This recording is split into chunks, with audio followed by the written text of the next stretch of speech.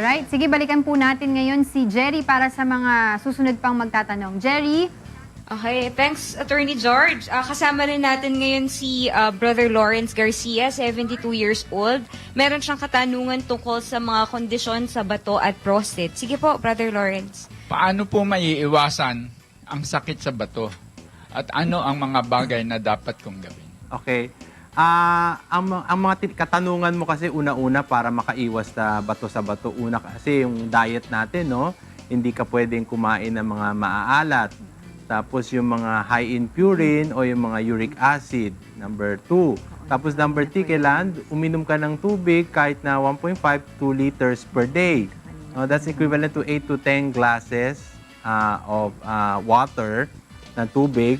Then number 4, dapat iwasan mong uminom ng mga soft drinks or mga carbonated drinks.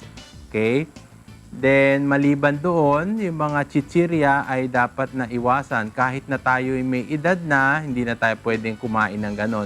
Dapat yung dietary aspect natin kailangan healthy. Kasi una-una, Mang Lawrence, alam natin pag tayo'y nag-mature na o nagkakaedad, ang metabolism ng tao ay bumabagal, no? At unang tinatamaan natin yung ating kidney, no? So, yun lang para makaiwas diet. Tapos exercise, siyempre, no? Nakakatulong rin yun. Ang mga maalat na pagkain, di pwede iiwasan natin.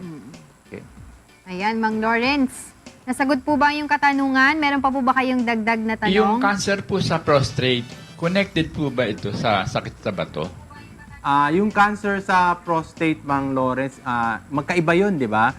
Dapat nating suriin maigi kung meron tayong problema sa prostata. May mga blood exam na tayong ginagawa, like yung PSA. Kung mataas ang PSA natin, pwede nating pa-evaluate.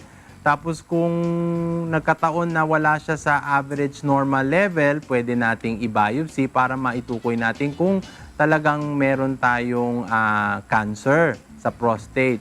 Maliban doon, kung mataas ang history ng family history natin ng may prostate cancer o meron ka ng mga simptomas na nararamdaman like kagaya ng pag-ihi ng dugo, pagsakit sa balakang, okay, pwede tayo magpakonsulta sa espesyalista o pumunta sa clinic ni Kuya para ma-check natin ang iyong prostata. Mang Lawrence? Opo, salamat po. Maraming salamat po. Ayan. Doc Jerry? Joseph. Yes. Jerry, At good yan po morning. ang ating mga katanungan ngayong umaga para sa ikonsulta mo. Maraming salamat nga pala sa mga nag-asikaso dito galing sa barangay. At muli ako po si Jerry Alcantara mula sa ating one and only UNTV Radio Mobile Booth. Balik sa inyo dyan sa studio. Good morning.